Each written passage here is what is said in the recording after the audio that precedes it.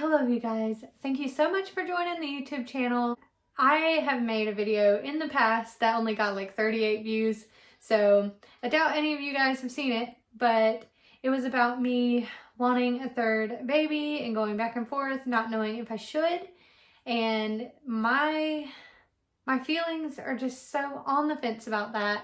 And if you clicked on this video, odds are you're in the same boat as me, whether it is you're wondering if you should have your first baby, second baby, third baby, fourth baby, I'm not sure. But I've kind of been on YouTube in search of a video that'll hype me up enough and make me believe I can do it. But in reality, is it something that I really need to go for? I've got two beautiful, healthy boys already. They're 3 and 5. And I don't know, they're just out of the baby stage now, and they're big, and you know, sometimes my mama heart misses that little cuddly baby stage, even though my boys cuddle me pretty often, and sometimes I want a no-touch day. So it's like, why am I even having these thoughts? Anyways, I want to go over what you should really think about and what I'm really thinking about before having another child. For me, it would be a third one. People think that if I try again, I'd be trying for a girl, but that's not really the case. I would want 3 children, whether it would be a boy or a girl. I actually would have no gender disappointment, because if I had another boy, it'd just be like, all right, got my 3 boys, we got half a soccer team now, and we're ready to go. And if I had a girl, I'd be like, awesome, mini me. Hopefully she'll like to go on little coffee dates with me one day. And so, not to say that my boys can't go on coffee dates with me, but they are full on, let's hang out with dad only, and mom gets excluded sometimes. So it would be nice to have a girl. But like I'm saying, I could stop right here at 2. But I'm 26 years old. And so if that gives you any indication, people say that I've got a lot of time, but I would like to end my childbearing around 30. And so if I have another one, I really want to in the next 3 to 4 years. So just the things that I've been thinking about, I wrote them down, and I would really like you guys to think about is your own health.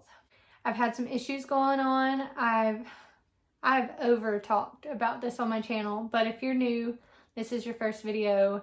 I've got a retracted eardrum, which is not having to do with giving birth, but I've got gingivitis that has gotten worse with every pregnancy and throughout hormonal fluctuation.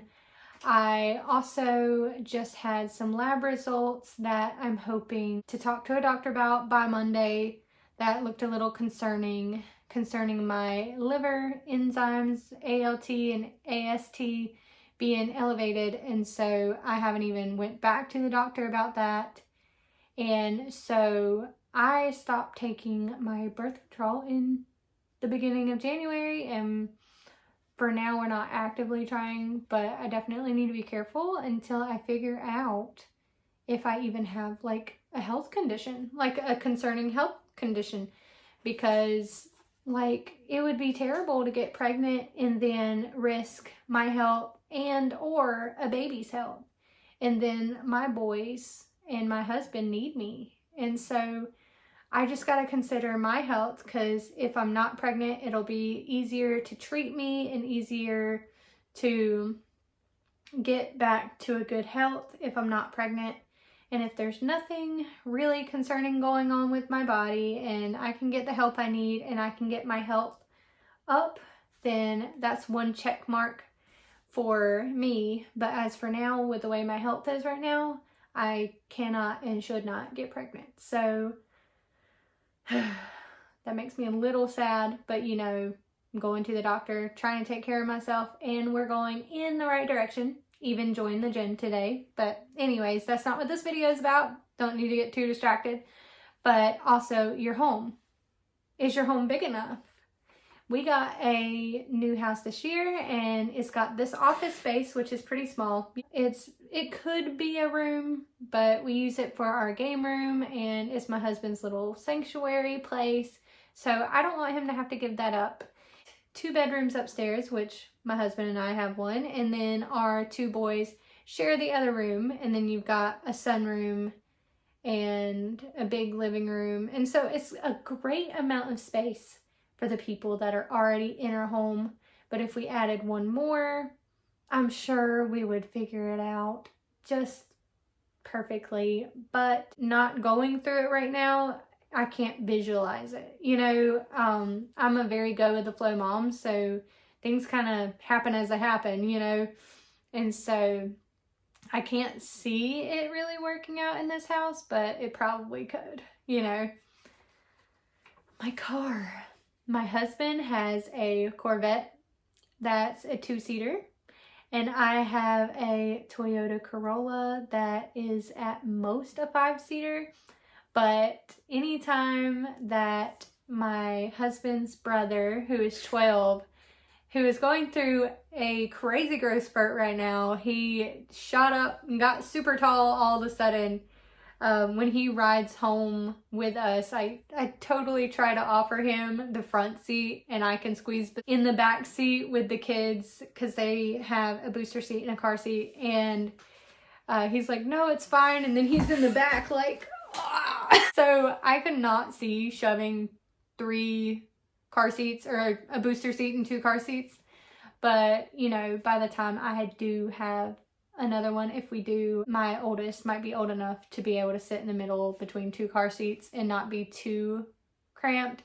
But it's not really in the budget for a new car or even like a trade-in, because my car is a wreck already with 2 kids that get muddy shoes and stomp everywhere.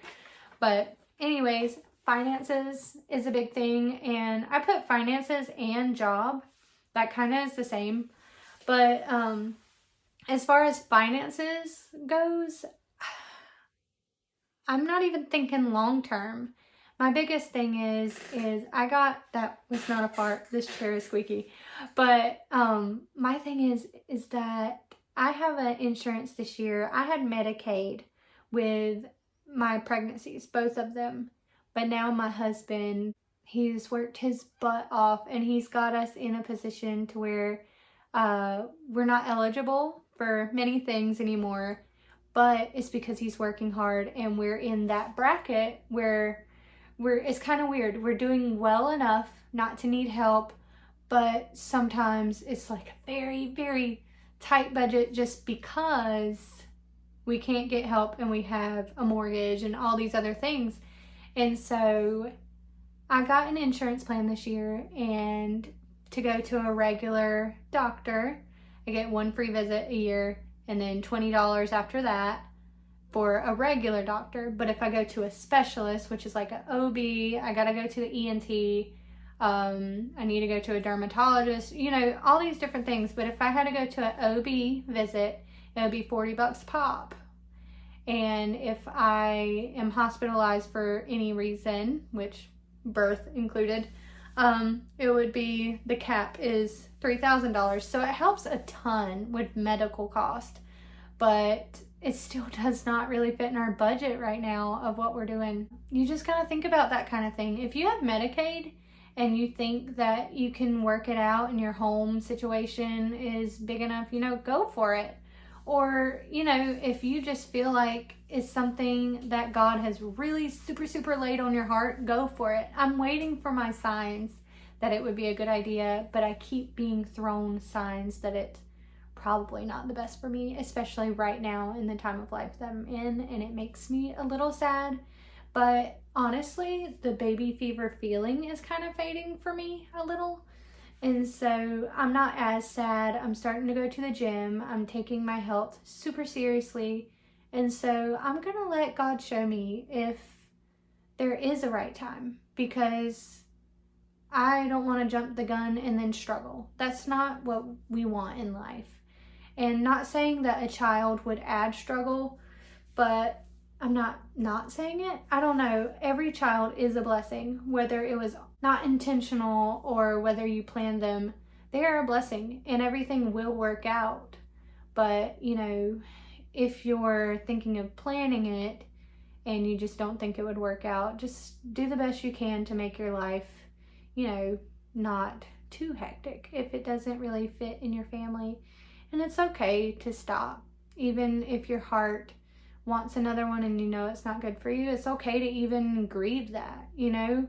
It's okay to feel sad about the child you won't have. Like, it's almost like grieving a person you never knew, but, you know, it's valid. And if you're going through that kind of season right now, or if your spouse, because my spouse is honestly, he's content with 2. He sometimes is like, I don't know, when we talk about a 3rd child. So, I mean, it all depends on that too. Is your spouse okay with a 3rd or 2nd, 3rd, 4th, a 1st one?